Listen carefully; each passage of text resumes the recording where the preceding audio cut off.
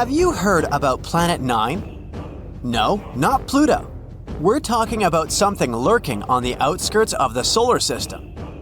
A mysterious planet that exists in our solar system that we haven't yet discovered. We've been looking for it for years, but finally, it seems like scientists found a key to solve this mystery. Planet 9 is a hypothetical planet. Astronomers have been on the hunt for it for quite some time now. But it's so elusive that they've only been able to piece together a few details about its potential characteristics.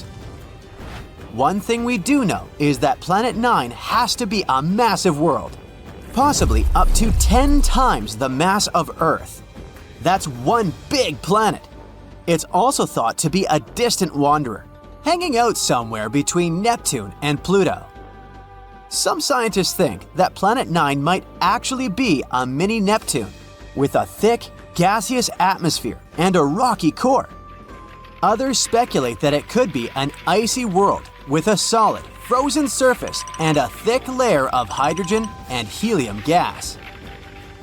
Of course, since we haven't actually found Planet 9 yet, we can't say for sure what it's like. We're not even sure that it even exists. Some say it's just a myth, like the Tooth Fairy or the Easter Bunny, but others are convinced that it's out there somewhere. And at the end of the day, we're not entirely sure if Planet 9 is even a planet. It might be a special kind of black hole or made entirely of dark matter. The search for Planet 9 began in the early 21st century when a group of astronomers realized that something wasn't quite right with the outer reaches of our solar system.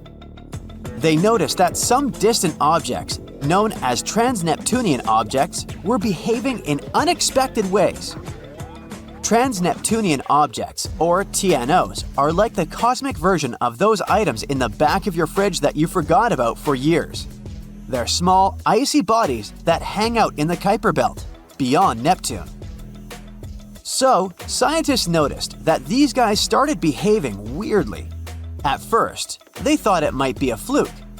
But as they dug deeper, they began to suspect that there was a ninth planet lurking out there. Why haven't we discovered it yet, you ask? Well, it may be because of Planet 9's weird orbit. All the other 8 planets orbit the Sun in roughly the same plane, which is like a flat disk. However, our hypothetical friend's orbit is different. It might be tilted and move in a different direction compared to the other planets. Its orbit might also be stretched out like an oval, rather than being nearly circular like usual. Because of this, Planet 9 might spend most of its time far from the Sun, like a true introvert. It only comes relatively close to the inner solar system every few thousand years. This would make it super faint and hard to spot, so the only way we may discover it is by studying the gravitational effects it has on our solar system. And this isn't the first time astronomers have gone looking for a new planet. Back in the 19th century, there was a similar hunt for a hypothetical Planet X. But this time, they were armed with much better technology and a much better sense of humor. They began calling their elusive quarry Planet 9, which was much catchier than Planet X. They even came up with a hashtag for the search, Pluto Lives. It was a reference to the fact that Pluto had been kicked from the planet gang and some astronomers were eager to find a new planet to take its place. But the search for Planet 9 has been no easy task. It's like trying to find a lost sock in the laundry basket the size of a football stadium. It's so far away and so faint that even the most powerful telescopes can't see it. Instead, astronomers have had to rely on indirect evidence, like the strange orbits of TNOs, to try to figure out where it might be. Some scientists have even supposed that it might be a wandering rogue planet, which would explain why it's so hard to find. But they haven't given up hope. Till this day, they're scouring the skies using all sorts of high-tech telescopes and fancy algorithms to try and spot this elusive planet. And fear not, dear curious human, because it looks like after so many years of research, we may have finally found the key to solve this mystery. Astronomer Man Ho Chan from Hong Kong has a theory. He believes that Planet 9 could have a bevy of moons. That's right, not only is it a giant planet hiding out in the depths of space, but it's also a bit of a hoarder. Moons are all the rage in the outer solar system. In fact, almost every planet here has at least one moon, except for Mercury and Venus. Earth has just one, which is kind of sad if you think about it. Even non-planetary bodies like Pluto have at least a couple of moons. A bit unfair, isn't it? Anyway, taking this into account, let's go moon picking with Planet 9. The region between the rock-filled Kuiper Belt and the rock-filled Oort cloud, where this planet is predicted to be, should be ripe for the picking. Chan made some calculations and determined that it would be stranger if the elusive planet didn't have any satellites. According to his calculations, an object the mass of Planet 9 should capture at least 20 TNOs as large as almost 90 miles across. It's like our mysterious planet is playing cosmic Pokemon with these guys. So, what if Planet 9 has moons? Would that make any difference? Kinda, yes. They could give us some indirect clues to finally locate this mysterious planet. Now, you might be thinking, how in the cosmos can we possibly spot these teeny tiny moons? It's not like they're going to wave a giant flag or blast some Beyoncé tunes to get our attention.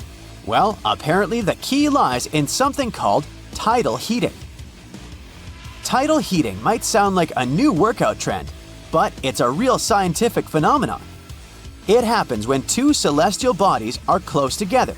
You see, tides aren't just about the rise and fall of the ocean, they're also the result of gravity pulling unevenly on a planet or moon. When a planet and a moon are close enough to each other, their gravity pulls on each other, creating a bit of a football shape. And as these celestial bodies move around each other, they shift shape and generate friction inside, which produces heat. Wow, who knew that Planet 9 could have a workout routine? Perhaps we should start calling it Gym Planet instead. Anyway, if Planet 9 has any moons, the gravitational pull from these moons would cause it to change shape constantly, generating heat in the process. And we might be able to detect this mysterious planet through the heat produced by those moons, even though it gives off no other signals. Now, before you get too excited, finding them won't be a walk in the park. They're incredibly small and would be very far away from us. But hey, nothing worth discovering ever came easy, right? Scientists are optimistic that with the right technology, they can spot this telltale sign. It will be easier for us to spot them with fancy instruments like modern telescopes. Talk about cool friends to have, right? Sure, the process of finding it may be difficult and time-consuming, but the potential payoff is huge. Finding this planet could explain a lot of the strange behavior observed in TNOs, the Kuiper Belt, and beyond. As we've already mentioned, they've been acting super weird lately, tilting and aligning in suspicious ways. If this planet doesn't actually exist, we have yet to explain what is the reason for this strange behavior.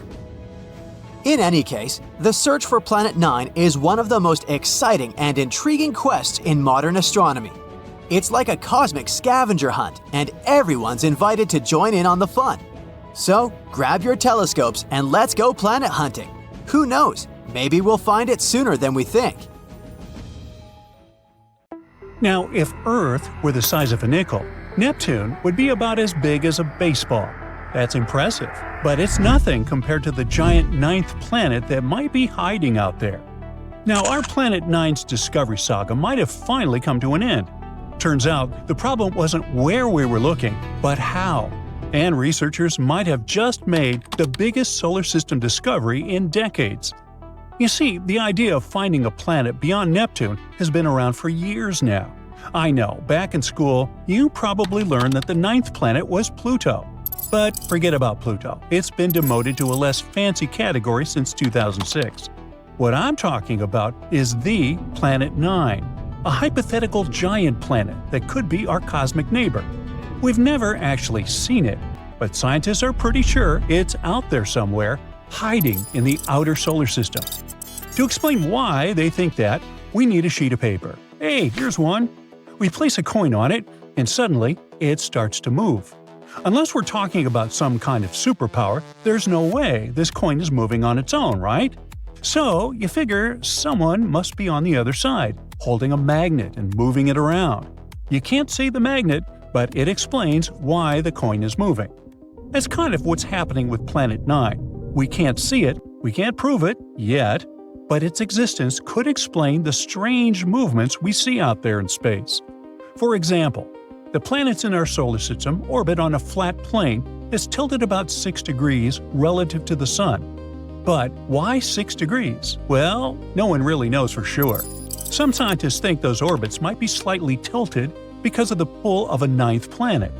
Its existence could also explain the unusual paths of smaller objects in the distant Kuiper Belt, a region full of icy debris that stretches far beyond Neptune's orbit.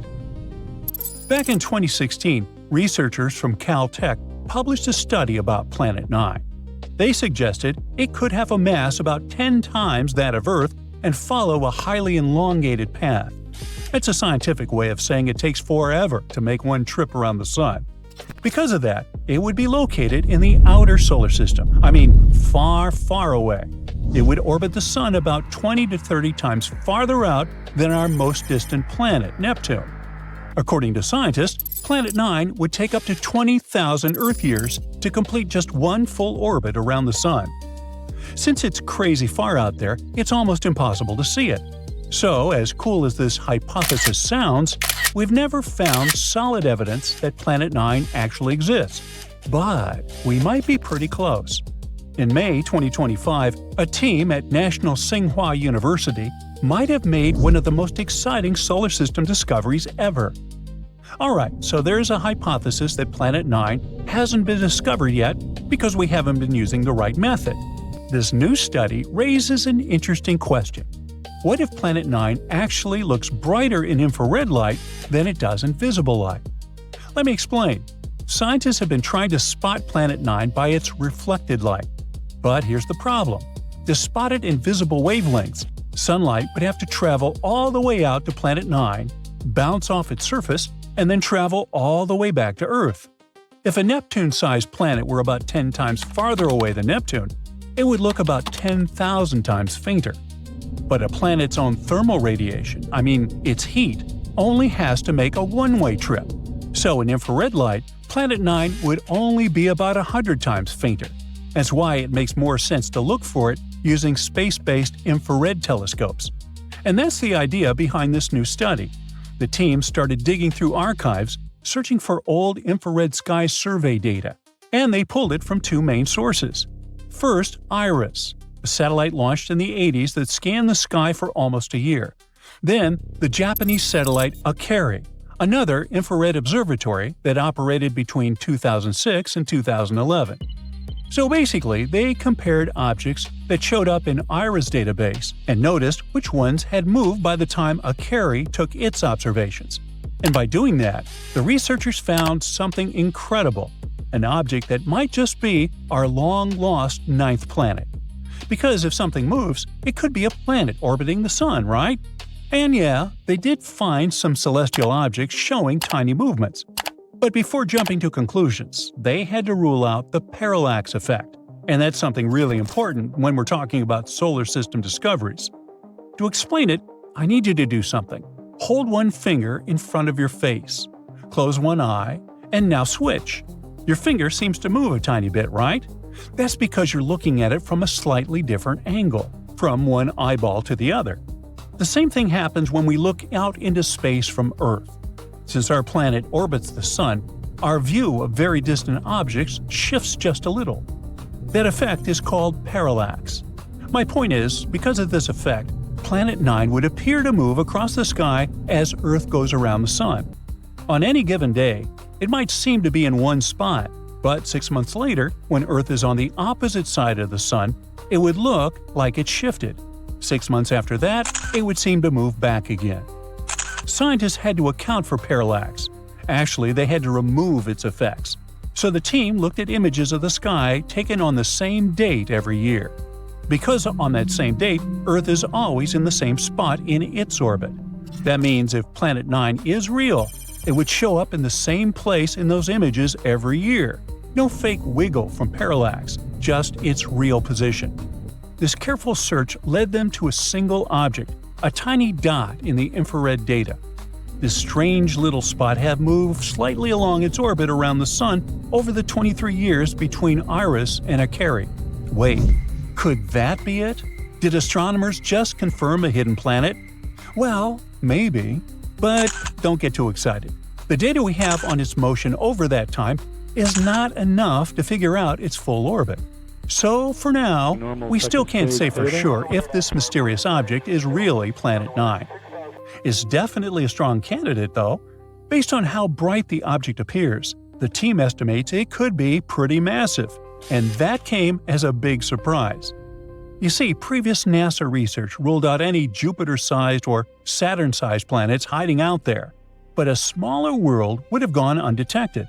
So the scientists were looking for something just a bit bigger than Earth. But it turns out this mysterious planet might be more massive than Neptune.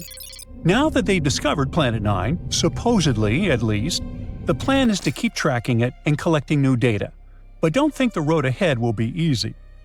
Because since the Akari satellite spotted it for the first time, that object didn't just sit still. It's been moving slowly through space ever since. So now scientists need to use regular telescopes on Earth to look for it again. And here's the tricky part. They're not exactly sure where it moved to, so they have to search a pretty big patch of the sky. And so far, no matching object has been found. Whether this really turns out to be the Planet 9 discovery or not, only time will tell. For now, its existence is still up for debate. But with powerful new technology on the way, like NASA's Nancy Grace Roman Space Telescope, astronomers are more determined than ever to uncover the truth. And if Planet 9 really is out there, hiding in the cold, dark edges of our solar system, it's running out of places to hide. TRES-2b, or not to be, is a planet where night never ends. And it's not your regular night with stars shining in the beautiful skies. Here it's pitch dark and scorching hot.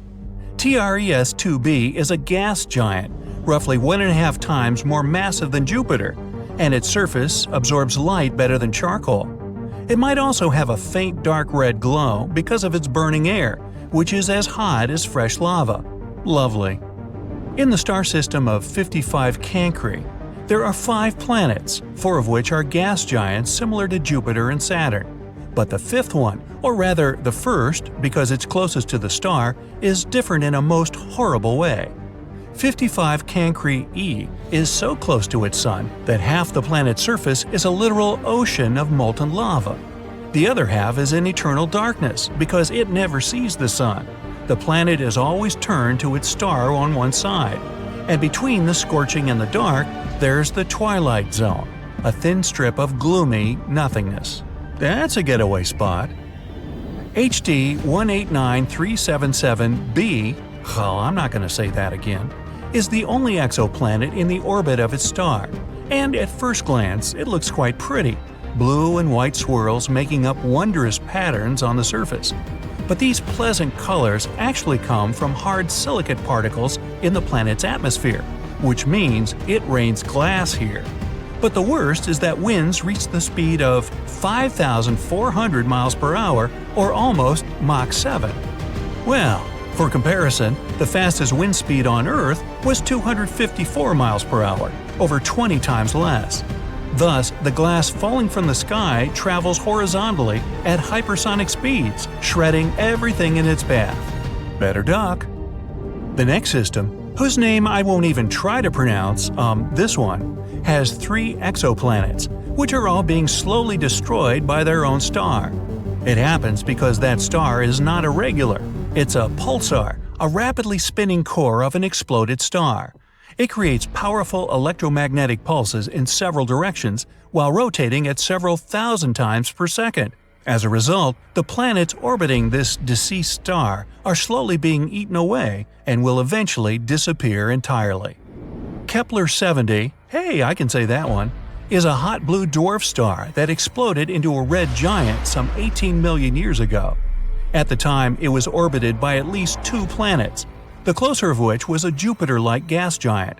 Its name was Kepler-70b, and it still exists, but the overgrown star consumed it and transformed it into a blazing hot rocky world. Right now, it's one of the hottest planets ever discovered. Its temperature is higher than the surface of our Sun. It was lucky to survive spending time inside the star, but it's evaporating now and will probably be no more in the near future. WASP-12b is one of the weirdest and saddest planets out there.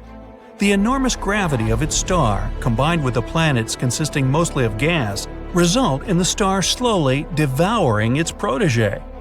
So pal, what's eating you? My mother. WASP-12b has already taken the form of an egg, stretched toward its merciless sun, and it's unable to do anything with its condition. In another 10 million years, the planet will inevitably succumb to the voracious star's appetite. Hey, you asked.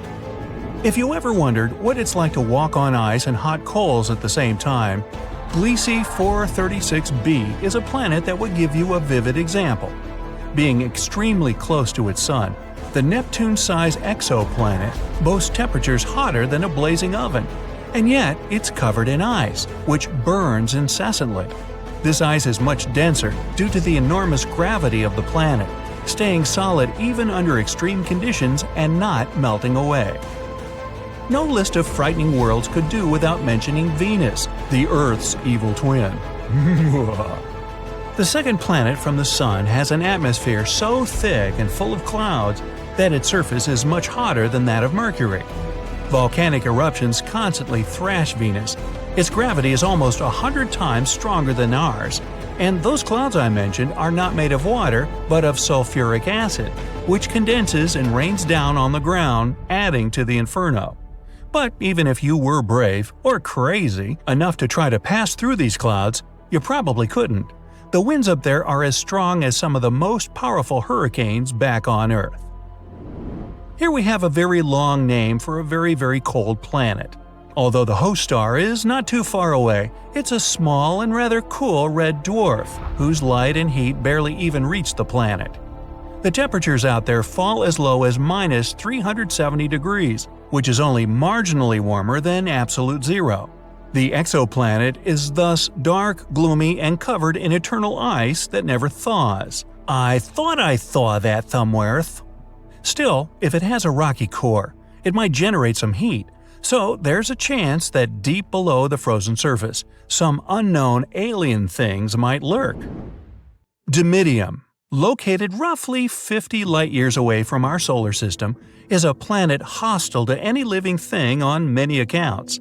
It's tidally locked to its sun, which means one of its sides is always facing the star, while the other is always turned away. The hot side is heated to over 1,800 degrees, perpetually blown over with winds reaching 600 miles per hour. And that's winter. Well, actually, I don't know that. Despite Dimidium being a gas giant, it has a large amount of iron in it, which melts and evaporates in the atmosphere, creating clouds. And when those cool down, they fall on the surface in the infernal rain of molten iron. That'll test your mettle. Oxygen is usually viewed as an element that might bring life to a planet, but this is definitely not the case for Osiris. Scientists were shocked to find oxygen on this planet, or rather around it, because it's 8 times closer to its star than Mercury is to the Sun. This extreme distance makes Osiris a living melting pot, where anything that could burn will. It's also responsible for a very short orbit of the planet around the star. A year on Osiris is just 3.5 days on Earth. To boot, the atmosphere of the planet is constantly blown and melted away by the heat from its sun. Vacation? Nah, let's keep looking. Karat Exo 3b is neither as hot nor as cold as some of the others on this list, but it's terrifying in its own more insidious way. It's a gas giant similar in size to Jupiter, yet 20 times denser. This makes this exoplanet's gravity weigh down on everything on its surface 50 times more than it would on Earth. Stepping on it would be your ultimate doom, because you'd be immediately crushed by the density of its atmosphere. Karat 7b is another oven-like world. Its day-to-day temperature is over 4,000 degrees. Combined with the rocky surface, it presents an infernal landscape.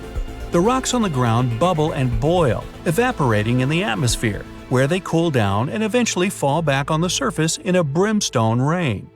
The saddest thing about Karat 7b is that it might have once been a gas giant whose atmosphere melted away from the heat, leaving only the scorched core.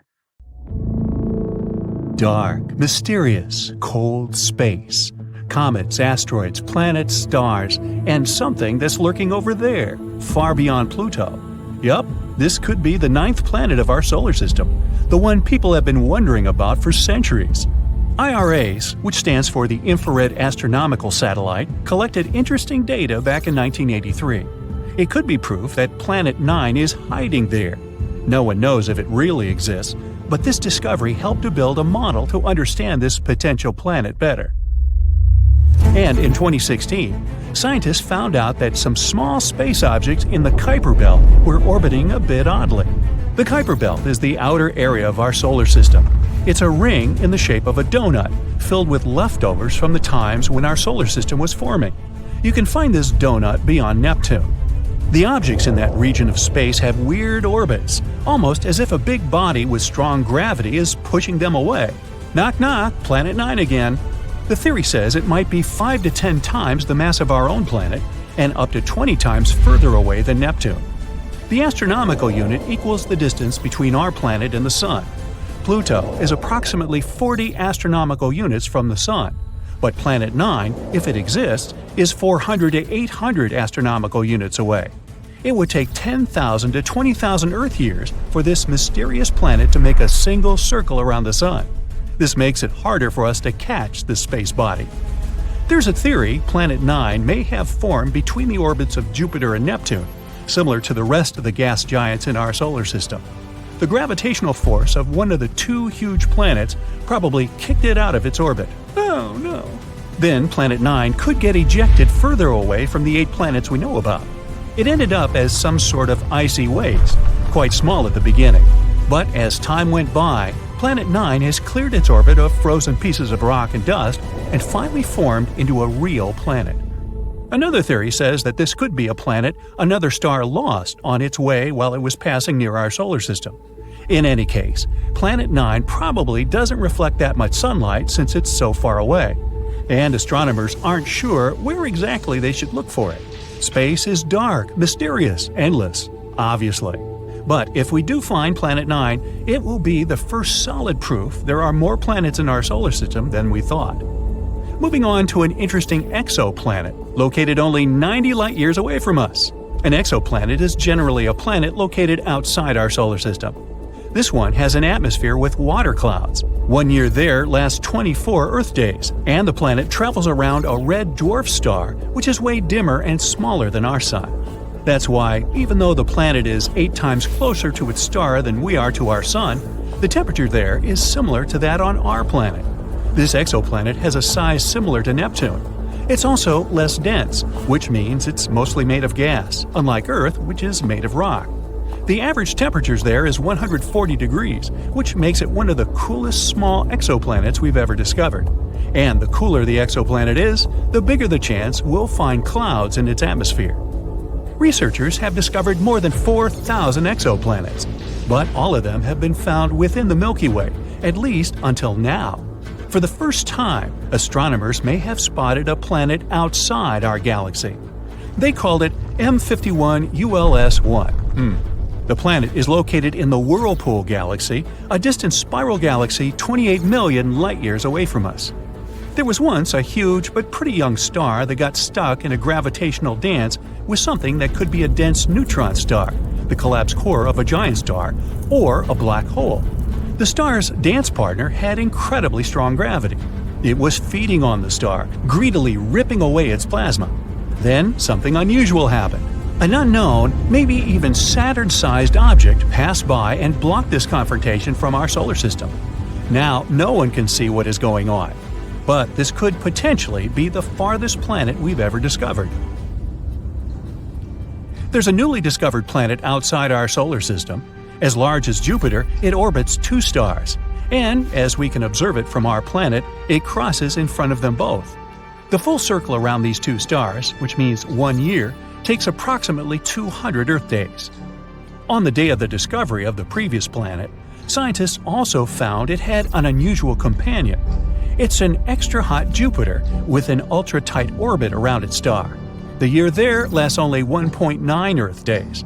This planet has a weirdly shaped orbit. Also, it travels in the opposite direction from the rotation of its star. If you could travel 57 light-years away from our planet, you'd see something pink lurking in the darkness. As you get closer, it becomes bigger and more fascinating. Yup, it's a magenta-colored planet. A few billion miles away from its sun, this guy is one of the youngest planets scientists have discovered. It's only 100 to 200 million years old. It's made of pink gas, similar to our Jupiter. So, if you could fly closer to its surface, this gas would envelop you like a thick fog. You're coming closer and going deeper, and the gas is becoming darker, getting a reddish shade. And look at the planet's core. It's super hot. Because of its high temperature of 460 degrees Fahrenheit, this planet is like an oven. The heat is the reason the planet glows so brightly. You'll also notice the sky is hazy pink, with clouds made of droplets of frozen water, similar to ours. There's another exoplanet half as massive as Earth, which is one of the smallest planets we've ever found outside our solar system. It has a diameter of 5,600 miles. For comparison, Earth's diameter is 7,900 miles. The planet in question is mostly made of iron, similar to Mercury. Mercury has a massive iron core and a very thin crust, which makes it an oddball in our solar system. At its early stages, it collided with some space body at least once. That collision pulled its outer layers away, which is why only the firm iron core remained. Maybe this exoplanet participated in a huge space crash too. That's what probably took away the planet's mantle and left mostly its iron core. Or maybe this is just a remnant of a gaseous planet that used to be the size of Neptune. The atmosphere of the planet could be blown away by, let's say, a huge amount of radiation coming from the star. This planet is only 31 light-years away from us, and the day there is less than 8 Earth hours long. The planet is only a little bit bigger than Mars. People aren't likely to ever settle in that place because of its extreme temperatures that go up to 2,700 degrees Fahrenheit. There might even be molten lava on the side of the planet that faces its star. Such temperatures are high enough to evaporate any atmosphere, so this planet might have had one in the past. Generally, gas giants like Jupiter can't support life because they have extreme weather conditions, temperature, and pressure, and there are no building blocks that might create life. But smaller terrestrial planets, such as, Earth, have more key ingredients like oxygen and liquid water. Plus, they have more temperate weather and other conditions. And still, not all of such planets support life, of course. It's not easy to find a planet with similar conditions as the ones we have on Earth, or at least the conditions that would allow life to develop there. But meet Kepler 22b, one of our most promising findings. It's 600 light-years away from us, twice bigger than our planet, and with temperatures of about 72 degrees Fahrenheit. This is a so-called super-Earth. It's a category of planets unlike any we have in the solar system. They're more massive than Earth, but still lighter than ice giants such as Uranus or Neptune. Super-Earths can consist of rock, gas, or a mixture of these two. Kepler 22b is within the habitable zone of its parent star, which is less bright than our Sun. The planet probably has a rocky core. It may have an ocean, but it doesn't host any life. At least, we don't know about it yet. Pluto used to be considered a major planet, but later was reclassified into something called a dwarf planet. Something too big to be an asteroid, but too small to be taken seriously. How rude. But recently, scientists began to discuss the mystery surrounding one of Pluto's moons. It turns out, it might be even cooler than all of us. It might be a double planet system. Pluto is residing in the distant Kuiper Belt. It's a vast area in our solar system, like a big rocky suburb beyond the orbit of Neptune. It's filled with small icy objects, similar to Pluto, called Kuiper objects. They're leftovers from the early days of our solar system and give us clues about how it was formed. It's where many comets come from. You already know that it's small, but it's remarkable just how small it is. Pluto has a width of about 1,400 miles. It's about half the size of the United States and smaller than our moon. Pluto's atmosphere is very thin and composed of nitrogen, methane, and carbon monoxide. Stinky. It's also very cold there, with average temperatures being around minus 390 degrees Fahrenheit. Its orbit around the Sun looks like an oval, and 1 year on Pluto takes around 250 Earth years. Pluto also shows a strange and unusual retrograde rotation because it's tilted on its axis, which means that it spins on its side. If you were standing on Pluto, you'd see a lot of high, icy mountains, valleys, plains, and craters. The Sun would be very dim and far away, and it would always look like twilight. It's a colorful planet, surprisingly. You would see a rainbow of pale blues, yellows, oranges, and deep reds. And the most adorable fact about Pluto is its famous heart, called Tombaugh Regio. Pluto was discovered super late in the 1930s, later than the rest of the planets. Initially, we thought that it's the 9th planet in our solar system. However, the more we explored the Kuiper Belt, the more we realized that it's full of these medium-sized objects. We found 4 more little planets just like Pluto: Eris, Ceres, Makemake, and Haumea. They all shared the same characteristics, and that's where we figured out that Pluto belongs to another family and created a category of dwarf planets. There are a couple of differences between these two categories. The first obvious difference is size and mass. Major planets are much bigger and more massive. They also have to be spherical, while dwarf planets might not be perfect spheres and might have weird shapes, like an egg-shaped Haumea, for example. And just like a regular planet, a dwarf planet orbits the Sun, but it doesn't have a clear orbit. Its orbit is full of debris and random objects. These are the only differences between the two.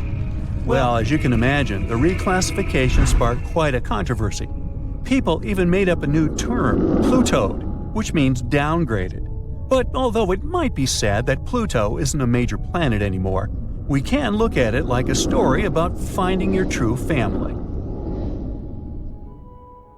And finally, while standing on Pluto, you would see its 5 moons: Styx, Nix, Kerberos, Hydra, and the most mysterious one, Chiron, also pronounced Charon. So you can pronounce it however you like. I'm going to go with Charon. Now Charon is Pluto's largest moon. It was discovered in the 70s thanks to NASA's spacecraft called New Horizons. The spacecraft took a picture that revealed a moon with a strange and fascinating huge red-brown spot on its surface. It's a vast canyon dwarfing the Grand Canyon. It seems that both Pluto and its moon can boast interesting formations on their surface. The thing about Charon is that it's very big for a moon. It's about half the size of Pluto. This makes scientists wonder, could it be that Pluto is a double planet system? The center of mass, or barycenter, of Pluto and Charon lie outside of Pluto. Normally, with planets and their moons, the center of the planet itself should be the center of the mass, with the moon orbiting around it. But in the case of these two, it seems like they orbit each other. Binary objects are quite common in the universe. These cosmic pairs form just like our moon, from giant impact events. But double planets are exceedingly rare, and we haven't discovered any double dwarf planets yet. So, if it's true, then Charon is actually the 6th dwarf planet, and that would be our first binary dwarf planet system ever. There's also another candidate, the dwarf planet Eris and its moon Dysnomia. The solar system is full of mysterious and fascinating moons, so fascinating that some of them might not even have actual life on them. We've been talking about microscopic life in space for a while now. The debates about whether we found some organic fossils on Mars or not have been going on for decades. With the development of our technology, we're finally getting onto something. Meet Enceladus, who has stolen the spotlight since NASA's Cassini probe arrived there. Enceladus is covered in a sort of snowy blanket, which is why it's so unusually bright and has some snow-covered craters. It's small, only about 310 miles, and is mostly composed of simple rock and ice.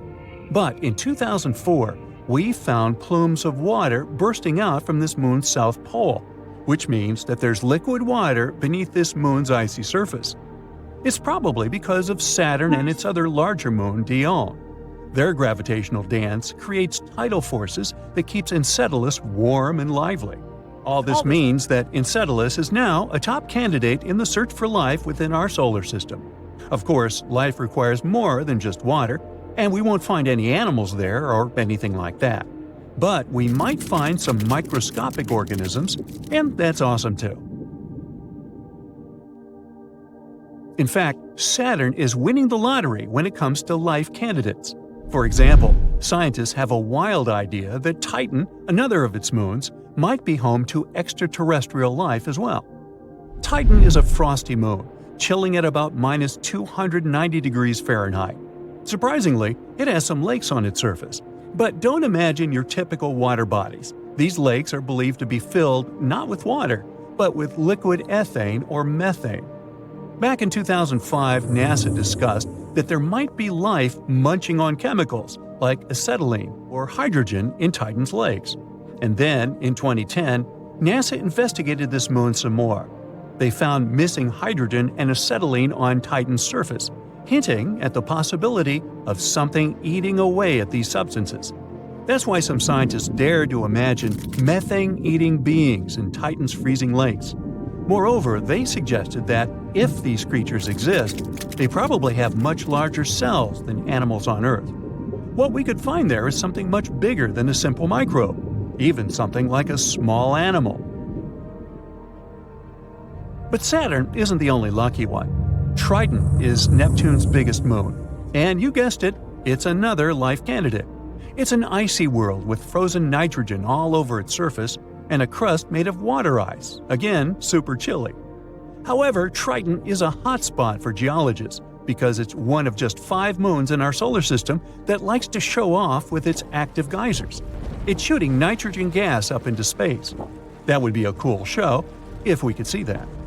These geysers mean that Triton has some secret source of warmth, which means that, just like with Enceladus, there might be some liquid water underground on Triton. And if this cozy spot for life does exist, we might find some organics there. Unfortunately, sending a mission to explore these celestial bodies isn't easy.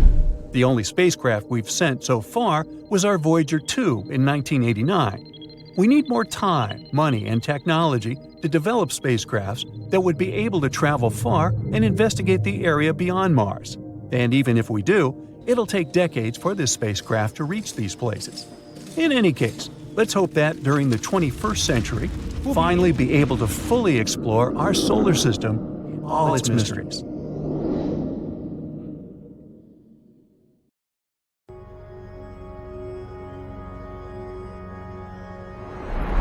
As you know, all the planets in our solar system orbit the Sun and bring a sense of order to the place. But guess what? There are 2 planets that could collide with each other and cause a cosmic catastrophe.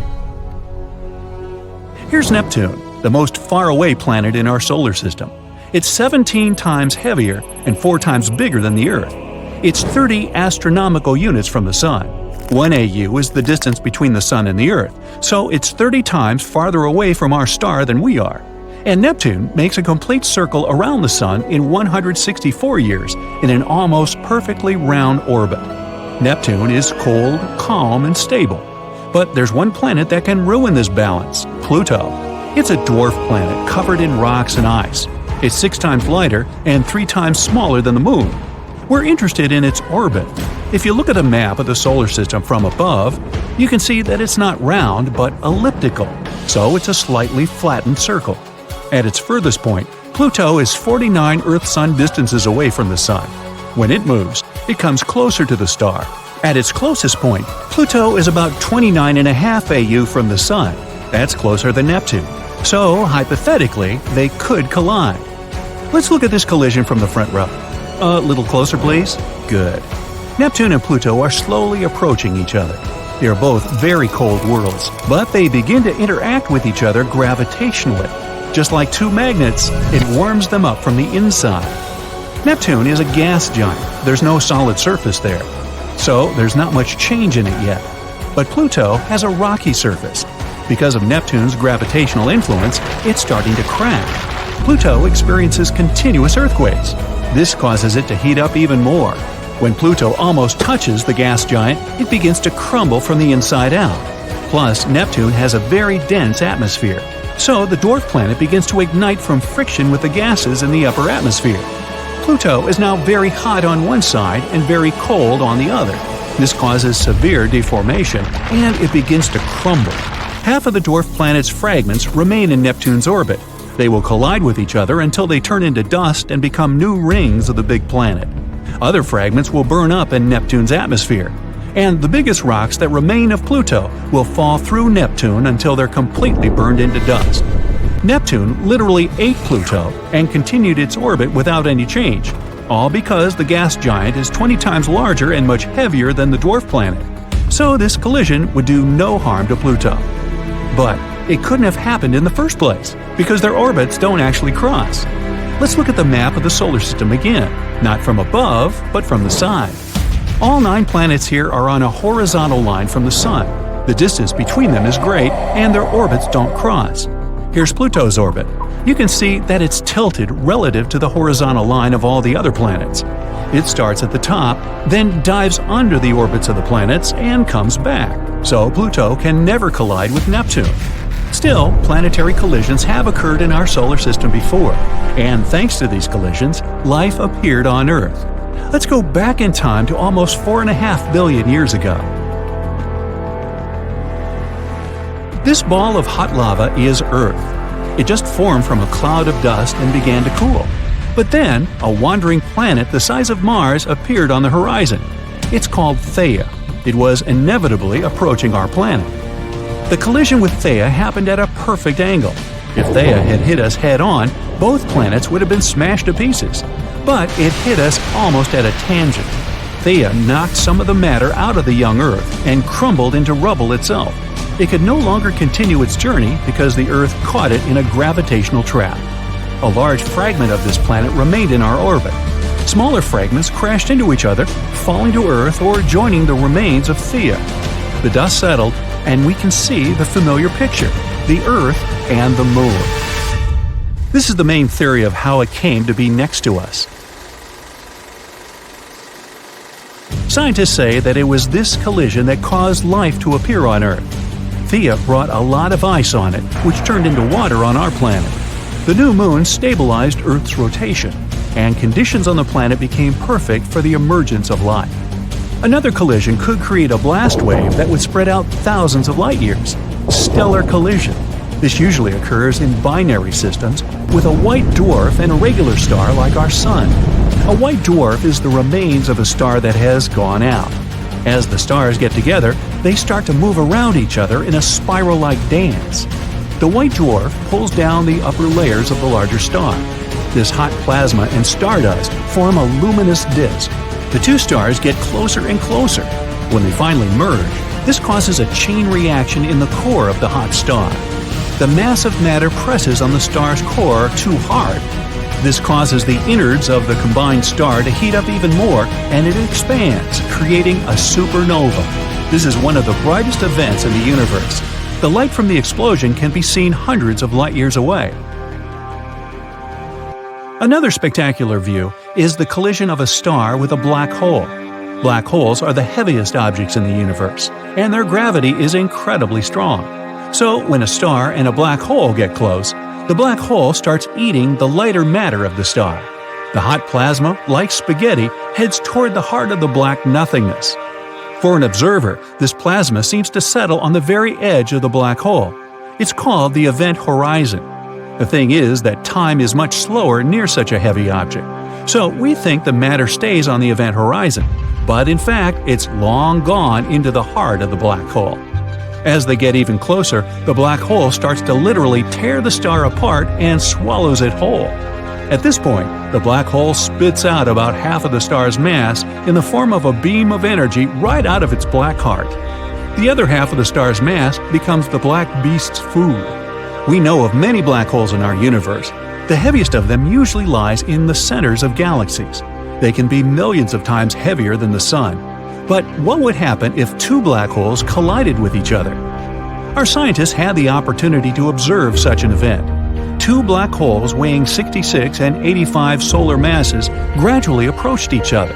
They danced together, bending the light passing by them.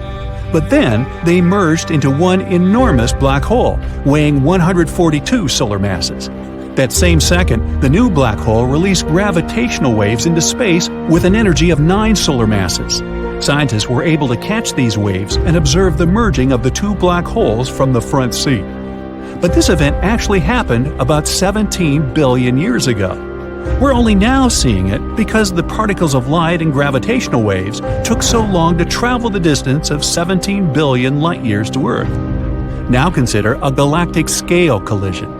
Literally, it's a collision of the Milky Way and the Andromeda galaxy. This event will happen in 4.5 billion years, so stay tuned. The Milky Way has almost 100 billion stars. Andromeda has about 1 trillion. As the galaxies approach one another, they'll make several circles around each other. At that time, some stars may be ejected from the galaxies like from a slingshot.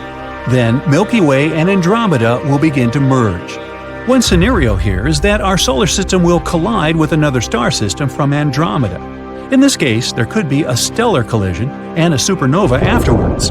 Our world would be destroyed. Another option is that the Sun would be ejected into dark space. In this case, we may not even notice the difference. All we'll see on Earth is a gradually disappearing starry sky, as our solar system will travel through dark space away from the home galaxy. But the most likely scenario is when the galaxies merge, it'll be completely painless for us. In fact, the space is very wide, and there's room for all the stars from both galaxies. The only difference is that we'll see a lot of new stars in the night sky, along with flying saucers from Andromeda. Nah, not really. But it's not the collision of galaxies that we should be worried about, it's our Sun. In 4.5 billion years, it'll become a red giant. It'll expand, swallowing up the nearest planets. Earth will probably be the first planet near the Sun. It'll be so hot that all life will simply disappear, and no one will be able to watch the galactic collision. It's dark and incredibly cold. There's no oxygen. There's no water. There's no life. But the James Webb Space Telescope doesn't seem bothered by all this. Its main goal is to find the very first galaxies that formed billions of years ago in the early universe and observe the stars making up distant planetary systems. Its mission is to... But wait, what is that? The James Webb Space Telescope has discovered something absolutely amazing. A star-planet hybrid with very strange clouds. This bizarre world called VHS 1256b is actually a brown dwarf. Those are bigger than planets, but too small to classify as stars. They emit some light of their own and are quite hot, but their mass is simply not enough to fuse hydrogen into helium, like full-fledged stars do. Space bodies of this kind aren't actually brown. They occur in a wide variety of colors, but those are mostly invisible to the human eye. What we can see is the light they emit, and to us it appears to be dark orange or magenta. The brown dwarf we're talking about is almost 20 times the size of Jupiter. It orbits 2 red dwarf stars.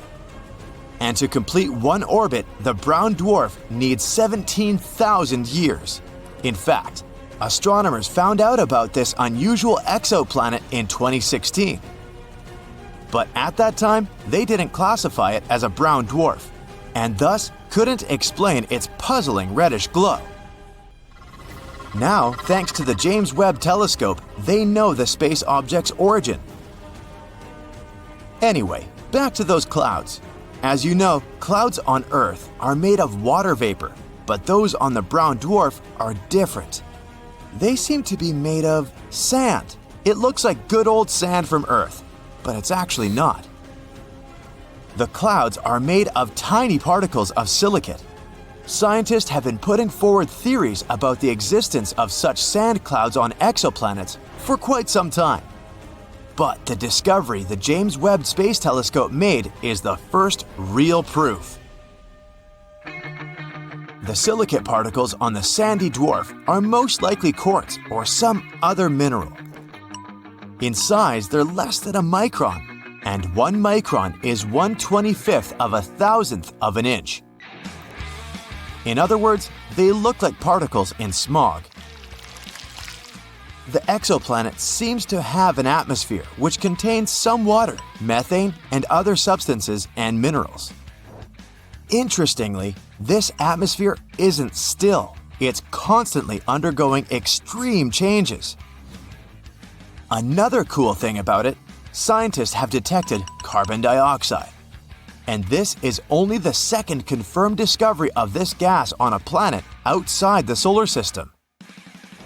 By the way, the James Webb Space Telescope, with the help of which astronomers discovered our sandy brown dwarf, is an absolutely stunning piece of equipment. Around 100 times more powerful than Hubble.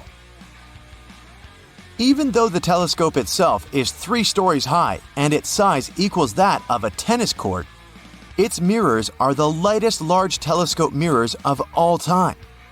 When all the 18 mirrors of the telescope were completed during the manufacturing process, their mass was reduced by 92% in comparison to the initial discs. Each mirror weighed a mere 44 pounds. The telescope's mirrors seem to be gold, but in reality, they're made of beryllium, steel gray, lightweight, and brittle metal. There is indeed a gold coating on each mirror, but they can't be produced entirely out of gold since this material tends to expand and contract even with small temperature changes. That's why the total amount of gold in the James Webb Space Telescope is less than 2 ounces. James Webb's telescope side is cooling itself down, and its temperature doesn't rise higher than -370 degrees Fahrenheit. That's cool enough to make liquid nitrogen. A truly enormous 5-layered sun shield stretches around the telescope and reflects away as much sunlight as possible, letting the telescope stay cool. The telescope was launched near the equator because Earth spins a bit faster there, and this gave the rocket some extra push. The telescope orbits the Sun more than 1 million miles away from Earth, and when it runs out of fuel, it'll keep orbiting the Sun indefinitely. On the other hand, even though the telescope wasn't actually designed to be serviced or upgraded, it might potentially be refueled with the help of robots. This would extend its life. Anyway, if you think that our newly founded brown dwarf is the only bizarre exoplanet out there, let me show you some other breathtaking worlds. There is an exoplanet that is really something else. Just look at its awesome magenta color. You can find it in the Virgo constellation. The planet is called Gliese 504b. It orbits very far from its parent star, 9 times the distance between the Sun and Jupiter. The planet formed relatively recently and is still glowing with heat. That's why its surface looks pinkish. One of the oldest exoplanets we know about is about 12.7 billion years old. It's almost 3 times as old as Earth. This also means that the so-called Genesis planet formed only about 1 billion years after the Big Bang. The planet is so old that its 2 parent stars have had enough time to evolve into a white star and a pulsar, making almost 100 revolutions per second. I bet sunrises on this planet must look awesome. Just 20 light years away from the Sun, which isn't such a great distance when we talk about space, a bizarre rogue planet is roaming the Milky Way galaxy. But even though this planet doesn't orbit any star, it still has an incredibly powerful magnetic field. It's 4 million times stronger than Earth's. The exoplanet also produces amazing auroras. That's why when it was discovered in 2016, astronomers were almost sure they had detected a brown dwarf. But later, scientists got some proof that this space object wasn't big enough to be a brown dwarf. The planet sure is a mammoth among its peers. It's 1.2 times as wide as the largest planet in the solar system, Jupiter, and more than 12 times as heavy. Astronomers think the exceptionally strong magnetic field helps the planet produce auroras. But the most curious thing is that they're generated in a different way than auroras on Earth. It might be because the exoplanet's moon helps the planet create mesmerizing light shows. The next exoplanet isn't like any other. It's often called Super Saturn or Saturn on steroids. That's because J1407b has a colossal system of rings. They're 640 times as large as those our Saturn has. This bizarre world is the only planet we know about that has rings similar to Saturn's.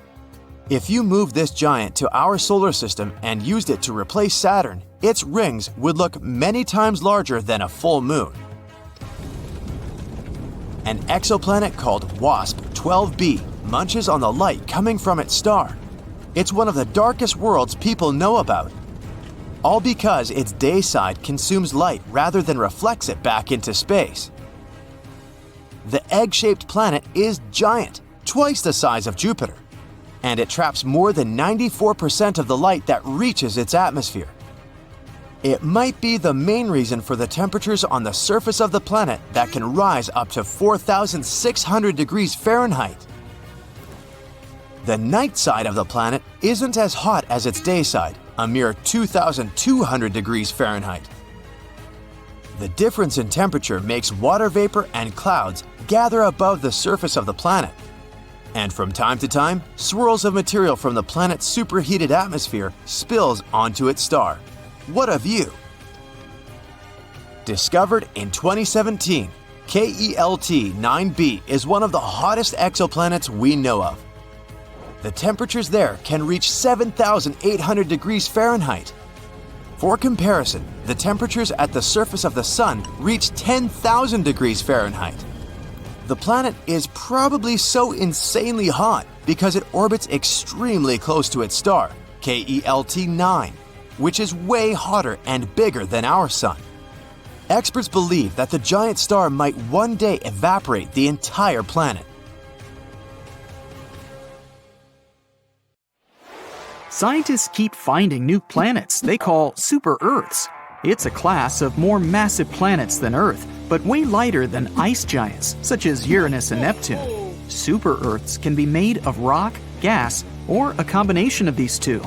They are often twice or even up to 10 times bigger than the Earth. They're interesting to study, but kinda too far away from us. They're pretty common outside of our solar system, together with other interesting planets like mini Neptunes. Those can also be gas dwarfs, ice giants, or huge rocky bodies. But again, we don't have anything like that. But something we do have that those other solar systems don't? Jupiter. It's the biggest and heaviest object that orbits our sun. This king of planets possesses a powerful force to dominate our solar system. Jupiter is notorious for eating planets. A protoplanet slammed into it about 4.5 billion years ago, when Jupiter was still a young planet in its early stages. This protoplanet was 10 times heavier than Earth and was made of ice and rock. The collision was huge. Jupiter's core broke apart, and helium and hydrogen mixed with denser materials. Through time, the heavy material settled back into the dense core, which is what we see today. And if it swallowed a planet before, it might keep doing it as well. We suspect our solar system used to have many more large planets than it has now. For example, it's kinda empty around Mercury today. Similar areas around many other central stars are definitely more packed with intermediate mass planets, with the size between Earth and Neptune. Our solar system was a chaotic place at its beginnings. Young stars were surrounded by swirling disks of dust and gas, and planets would form out of that debris, something like trees when they're springing up from the ground. Small rocky planets would form in the strong heat and light close to stars, while gas giants would form farther out, where temperatures were lower, which means they could preserve more gassy materials. And even though planets in our solar system seem pretty stable and peaceful today, following their orbit, they weren't that calm before. Some planets didn't have a circular orbit. They had oblong, more eccentric paths. It took them swinging first toward their stars and then farther away. It was like they had been thrown off kilter by the gravity of other planets on their way. There's something called the grand tack theory. It explains things happening in the first few million years when our solar system was forming. At some point, Jupiter, one of the key players here, may have been pulled in closer by our central star. After that, it went back and took a huge cloud of debris. It was like a sailboat when it tacks around a buoy. This kind of messed with planets that were in the process of formation. After Saturn was fully formed, our close neighbors in the solar system cleared out a little. But if the idea about grand tack is correct, Jupiter had grabbed everything in its way, and its migrations had caused more collisions in this area. Jupiter might have delivered some of the water that now fills the oceans we have on our planet. It shepherds plenty of asteroids. From time to time, it sends some whizzing into interstellar space, or amongst the planets in our solar system. It may have even taken part in the dinosaur extinction 66 million years ago. When the huge space rock hit the Earth, it left a crater off the coast of the Yucatan Peninsula in Mexico. It all caused earthquakes, volcanic eruptions, and tsunamis that made a huge impact on all animal and plant life on Earth. No one knows where it came from. We're not even sure if it was an asteroid or a comet. One theory says it may have been a comet that came from the Oort cloud, which is made of icy debris and is located somewhere at the edge of our solar system. It could have been bumped off course by Jupiter and its powerful gravitational force. This way, our solar system was like a pinball machine, where Jupiter, the biggest planet, kicks incoming comets into orbits that send them closer to the Sun. When these comets are near the Sun, they can go through strong tidal forces that break them apart and eventually create shrapnel-like pieces of a comet. That event was a point when our mammalian ancestors started to rule. That means without Jupiter, there might not be us either, nor the Earth. It seemed like our biggest planet came swinging in, destroyed older planets, and cleared the way for smaller worlds like ours. Jupiter may have been the reason why we can't find Planet 9 right now. Scientists believe it exists, and they think it could be hiding somewhere beyond Neptune, but not Pluto. There are 3 zones in our solar system: the inner planets, outer planets, and whatever there is beyond. The mysterious planet could be the size of the Earth or Mars. It swirled among the gas giants before they eventually swept it toward the outer parts of our solar system, or even somewhere into deep space.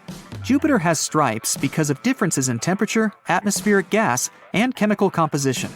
Scientists used to think the only reason for these different colors was the mighty atmospheric wind and material circulating between layers of the atmosphere.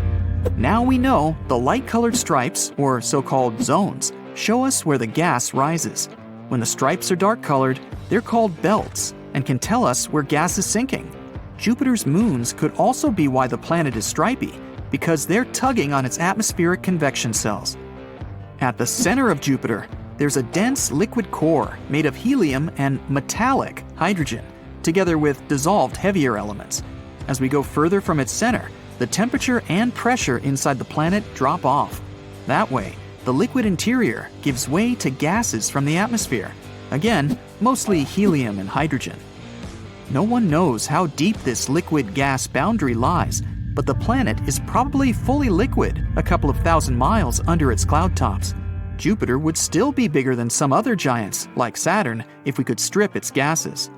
Jupiter is sometimes even called a failed star, although that's not quite correct. It's mostly made of hydrogen, like regular stars, but it's still not massive enough to start thermonuclear reactions in its core, which would eventually turn it into a real star. In theory, every object could be turned into a star if you only add enough matter to it. If there's enough mass, the temperature and internal pressure will increase and start thermonuclear reactions.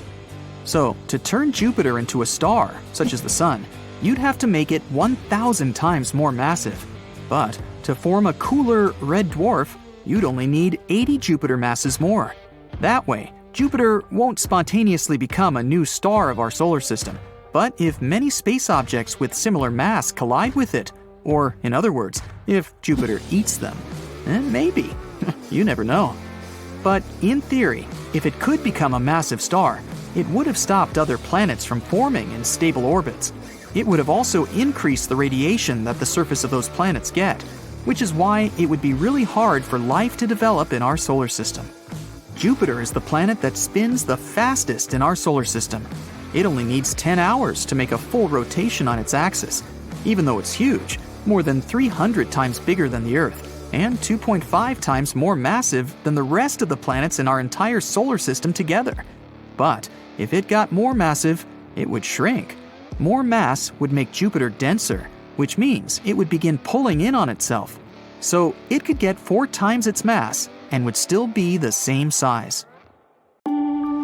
Now, you've seen those breathtaking images from NASA. Stars born in clouds of gas, tangled galaxies, colors that look fantastic and vivid. And then someone suddenly says that this isn't real, that NASA edits all these pictures. Well, guess what? They're right. NASA does edit their photos, every single one. The catch is that it's not to deceive us, but rather to reveal what we could never see on our own. You see, color is a weird thing. It's just waves of light and energy flying through space. When these waves hit some object, a banana, a chair, or even a dust particle, the objects absorb some of the waves, eating a part of the spectrum. But some of it bounces back into our eyes. That bounced light is what we perceive as the object's color. There's an entire spectrum of these waves, from short ones to long ones. As they get longer, they move to the red spectrum and turn into infrared, microwaves, and radio waves. As they get shorter, they move closer to blue and violet, turning into ultraviolet, X-rays, and gamma rays. Now, right in the middle of that spectrum is a tiny band we call visible light, which is the only part our eyes can see. That's the rainbow we all know and love, and it's an exceedingly small part. So, you might say we barely see the world at all. When light bounces off something and gets into our eyes, our color-detecting cells, called cones, send them to our brain. So, when we say, banana is yellow, it means banana ate red, green, and blue waves and reflected yellow waves into our eyes. So, the question is space actually that pretty and colorful, or is it all fake? Well, yes and no. Stars emit light, and it travels through space like an unstoppable train. It's flying there, chilling, until it hits something – dust particles, a planet, spaceship, or an astronaut. Every time light hits something, some of it gets absorbed, some of it reflects and continues to travel. So we get less and less light every time it hits something. And when you enter a nebula, which is basically tons of dust particles around a gas cloud, light quickly starts to scatter and disappear. Nebulae, which is the plural of nebula, also grow naturally from ionized gases like hydrogen, oxygen, sulfur, radiating light in specific spectral lines. But it's super faint as well. Remember, our eyes see things only when light bounces off those things in our eyes. On top of that, the color-detecting cones in our eyes aren't so great, in that they need lots of light to activate. We can't see faint stuff. Unless there's something emitting light right there nearby, we wouldn't see anything. In other words, for us, the entire space would be like a room with lights turned off. The potentially beautiful nebulas and planets are there, but if you don't have a lamp nearby, you can't see them in all their glory. When there's lots of light around, rods take over, another type of cell that's great for motion and dark vision, but terrible for color. So in deep space, all we'd see are dim whites and grays. Now, if you were flying around on a spaceship, the stars would look sharp, white, and non-twinkling. You'd be able to see some reddish or bluish tints to the brighter ones, like Betelgeuse or Rigel. But a lot of things would be dim gray smudges at best. The Milky Way might appear as a cloudy band, not rainbowy like in astrophotography. Nebulae would look like faint fuzzy clouds with no color, unless it's something that glows very brightly, like the Orion Nebula. In our solar system, astronauts can see stuff thanks to the sun or when they're near illuminated planets or spacecraft. Planets like Jupiter and Mars retain some color for our eyes. Meanwhile, on Earth, the sky would look black during the day if we had no atmosphere. The sun would be a bright disk in a void as seen from the moon. If only we had super-sensitive cone cells that could detect light better than we do and see even faint things. Oh wait, we actually do have technology for that. Long-exposure cameras and telescopes. Now, telescopes are great for that. They often use long exposures to gather light over minutes or entire hours. That lets them capture photons we'd never collect with our eyes. When telescopes like Hubble or the James Webb take photos, they're not snapping pretty pics like those on Instagram. They're collecting all this raw, invisible data, numbers and faint light that's both within and beyond human vision. The James Webb Space Telescope doesn't even see visible light. It's built to detect infrared or heat. Telescopes like that work like time machines. They show not only distant galaxies, but also what those galaxies looked like billions of years ago. We see stars that have long since gone out, and galaxies that may have already disappeared. All because the James Webb can pierce through gas and dust and see galaxies so old that their light has been stretched into infrared wavelengths as the universe expands. In other words, this telescope isn't made to let us take aesthetic photos. Its main goal is to study the history of the universe. Now, at first, this stuff looks like grayscale or even black images. When the James Webb sends data back, it looks empty. But during post-processing, astronomers map wavelengths they received to visible colors. Every color in those pictures is chosen for a reason. It highlights specific wavelengths, gases, or temperatures. In any case, it shows what would otherwise be completely hidden from our eyes. Sometimes they show only stuff a human eye can see. Sometimes they shift colors or add something to show elements or intensities. For example, let's say you're studying a supernova, a star blowing itself to pieces. You need to see its debris clearly to understand what's going on. That means you'd play with the contrast or adjust color balance to reveal specific gases and find pale objects near bright ones. Want to check out a weird rock on Mars? You zoom in, adjust the lighting, boost the shadows. Photographers do this every day. So scientists do it too, because clarity means understanding. Even old photos from the Apollo missions have been touched up in modern times. It's like restoring an old film so it looks crystal clear instead of foggy. Without this editing, the most incredible discoveries of the past 2 years, those first galaxies, those newborn stars inside cosmic clouds, would just look static. Is it possible to accidentally misinterpret the color? Of course! For example, images we get of Mars are mostly red, but when we land on a planet, it's more colorful. Most of it is gold, yellowish, tan, or brown. The reason Mars looks reddish is due to rusting iron in the rocks, Martian soil, and dust. It all depends on the lighting, atmospheric dust, and image processing methods. But the fantastic colors themselves are not made up. Galaxies contain billions of stars, gas, and dust, giving off incredibly rich color ranges. NASA's photos are basically translations. Now here's an interesting take. Could we use goggles with night vision or some technology that makes our eyes notice light better, like working with Hubble or the James Webb?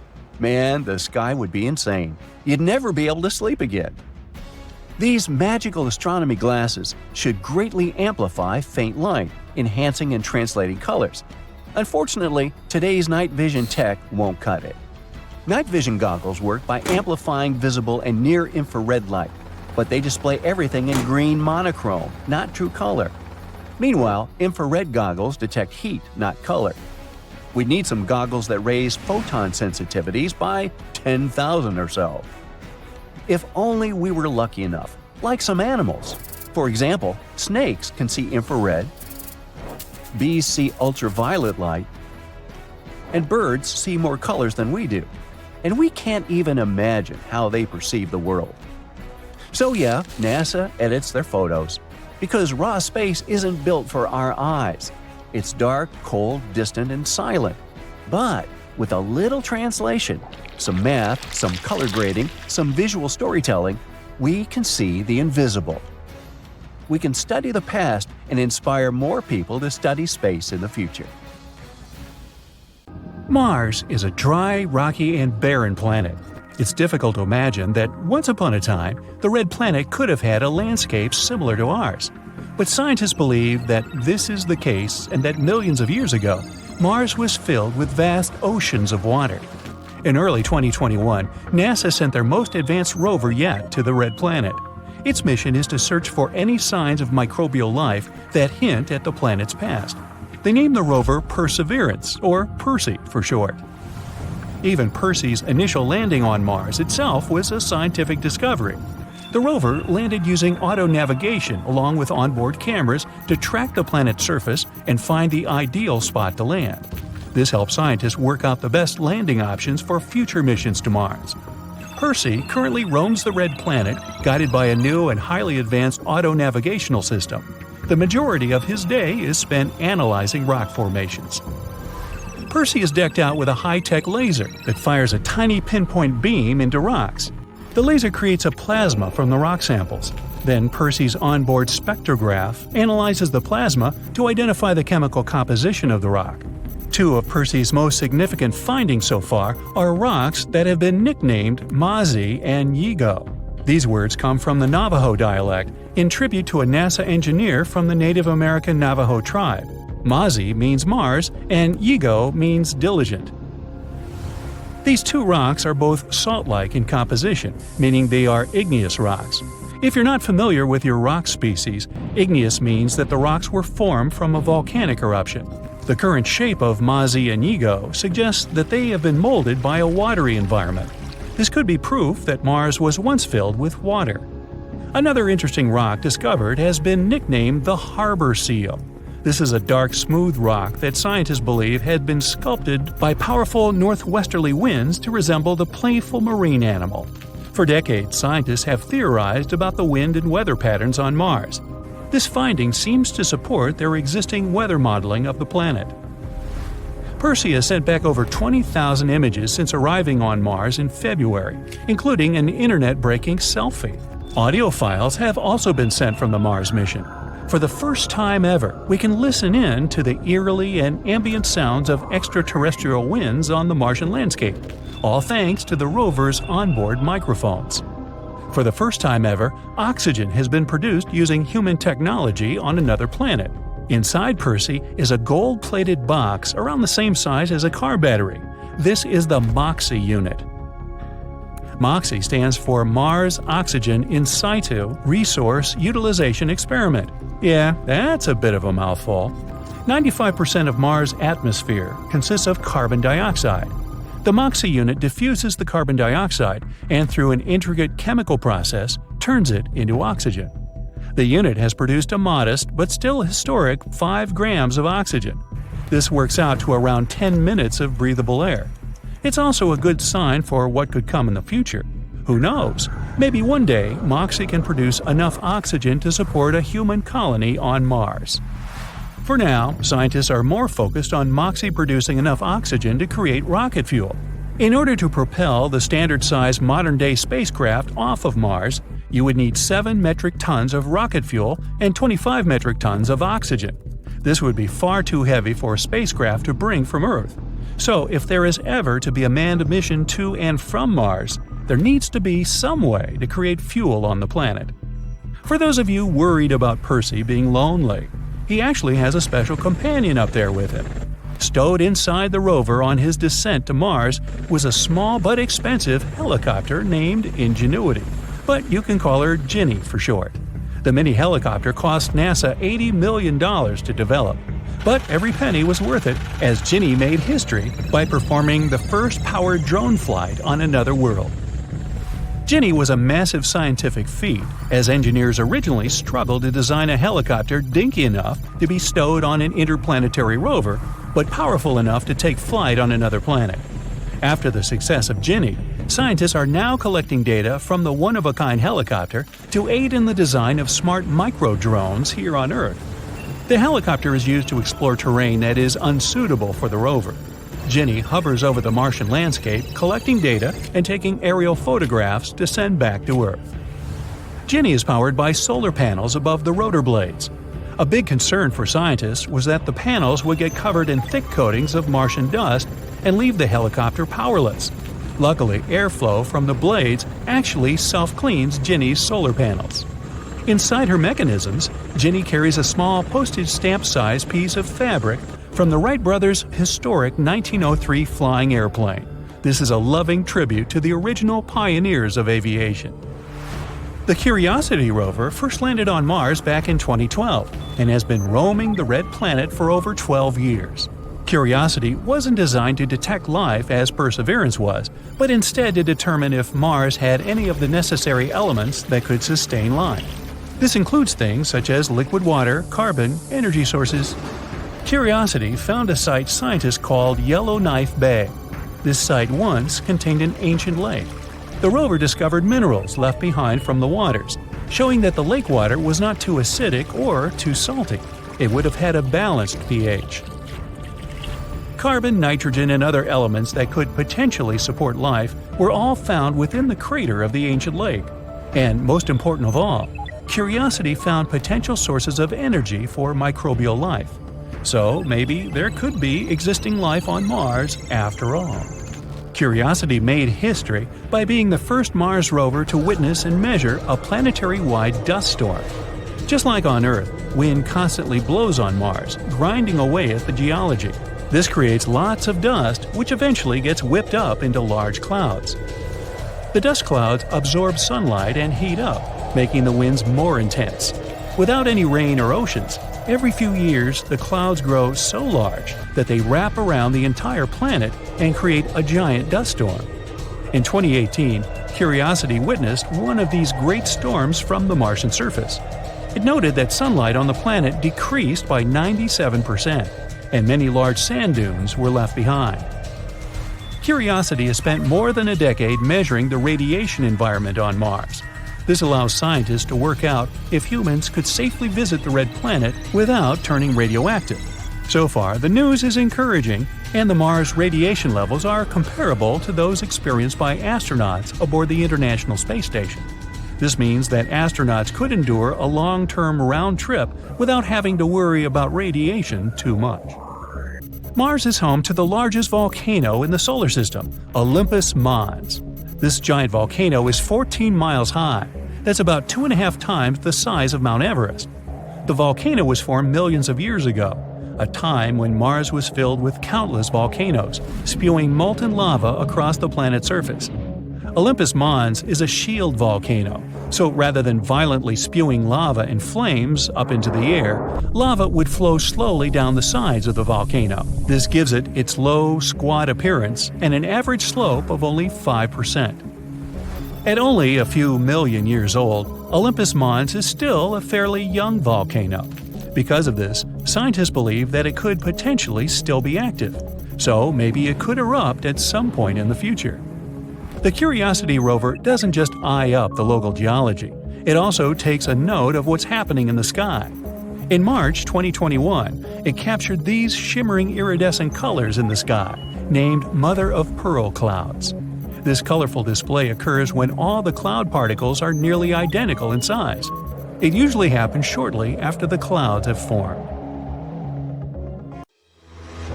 Let's see, there's Mercury, Venus, Earth, Mars, Phaeton, Jupiter. Wait, hold on. What Phaeton am I talking about? Well, let's see. It was the beginning of the 19th century, and the asteroid belt hadn't been discovered yet. In the year 1801, one man named Giuseppe Piazzi spotted the largest asteroid in the solar system, Ceres. At that time, people believed that there was a planet orbiting between Mars and Jupiter, and Ceres seemed to fit the bill. But the next year, another astronomer, Heinrich Olbers, found one more space body following a similar orbit. It was an asteroid which was later called Pallas. This discovery helped Olbers to figure out that these two space objects could be fragments of a planet. The discovery of two more asteroids, Vesta and Juno, seemed to confirm this theory. It was believed that the planet, which was named Phaeton in the 20th century, appeared in the early days of the solar system and was later destroyed, and its debris formed the asteroid belt. Olbers' idea was called the disruption theory. To astronomers at that time, it seemed obvious that the planet once collided with a large space object, which led to its demise. The most likely candidate was Nemesis, a hypothetical red or brown dwarf orbiting our Sun. Another theory claimed that Phaeton could have gone through an internal cataclysm, which could have broken the planet into pieces. There was one more idea. Phaeton could have come too close to Jupiter and got torn apart by the gas giant's immense gravity. These days, though, astronomers don't believe in the disruption theory anymore. A new idea has replaced it. It's known as the accretion theory. It claims that the asteroid belt is all that is left of the protoplanetary disk. Supposedly, this disk had been originally orbiting the Sun, even before the planets formed. Unfortunately, because of Jupiter's gravitational forces, it never managed to coalesce into a planet. But what is this asteroid belt we keep talking about? This region is located between the orbits of Jupiter and Mars. Tons of asteroids and even minor planets are found there. Some of them can sometimes migrate or even get thrown out of the asteroid belt to the outer solar system. The four largest asteroids in that area are Ceres, Vesta, Pallas, and Hygeia. They make up half the mass of the entire belt. As for the rest of the mass, countless smaller bodies make up for it. In loads of sci-fi movies about space, the main character gets into an asteroid belt and has to try hard to get away from countless rocks threatening to smash their spacecraft. Well, it has nothing to do with the real thing. Even though there are thousands of asteroids in this region, they're so widely spaced that the chance of collision is next to nothing. Hey, but it's a movie, right? Anyway, when the asteroid belt was forming, some objects started to come together and form what we know as protoplanets. But the gravitational pull that was caused by the formation of Jupiter made such collisions too rough, and instead of forming large space bodies like planets, asteroids shuddered. Astronomers think that as a result of such collisions, more than 99.99% of the original mass of the asteroid belt was lost in the first 100 million years of the history of the solar system. Only the largest asteroids have enough gravity to get a spherical shape. Small ones are just often piles of rubble, loosely held together by gravity. And the tiniest objects in the asteroid belt resemble dust, so small they are. And all these objects, giant and tiny, orbit the Sun. There are several types of asteroids, depending on their composition and albedo, which is the proportion of light or radiation reflected by a surface. The main types are carbon asteroids, which have a very dark surface, silicon ones, you can also call them stone asteroids, and metal ones. The first two types account for around 75% and 17% of asteroids that we know about. For the first time, the asteroid belt was crossed by a spacecraft in 1972. It was the Pioneer 10 space probe. The spaceship managed to refute the theory that the belt was filled with dust that could easily damage all gadgets on board. It didn't happen. And since that time, 8 more probes have traveled through the asteroid belt. And now, I'm going to tell you some cool facts about the solar system itself. Try to count how many of these facts you've known before and write your answer down in the comments below. The solar system is a staggering 4.5 billion years old. Scientists came to this conclusion after studying meteorites, the oldest material they managed to find. But our solar system isn't the only one in the Milky Way galaxy. The galaxy we live in houses about 100 billion star systems. And if it's just our galaxy alone, what can we say about the whole universe? Now, our Sun is also insanely massive. Here's the proof. 99.86% of all the mass of the solar system is the mass of the Sun, in particular hydrogen and helium that it's made of. The remaining 0.14% is mostly the mass of the solar system's 8 planets. Oh, by the way, contrary to popular misconception, outer space isn't a perfect vacuum. It contains not only stars and planets, but also clouds of interstellar dust, space plasma, and cosmic rays. Those are atom fragments dashing from the outskirts of the solar system. Now, one phenomenon astronauts should worry about while exploring space is cold welding. If two pieces of the same kind of metal touch in space, they bond and get permanently stuck together, kind of like galaxy glue. It doesn't happen on Earth since water and air keep pieces separate. You can see solar eclipses even though the moon is 400 times smaller than the sun. It's also 400 times closer to Earth, so it's perfectly capable of obscuring the star. But in 600 million years, the moon won't be able to block the sun completely because of the satellite's changing orbit. Behind the orbit of Neptune, there is the mysterious Kuiper Belt, filled with massy icy objects.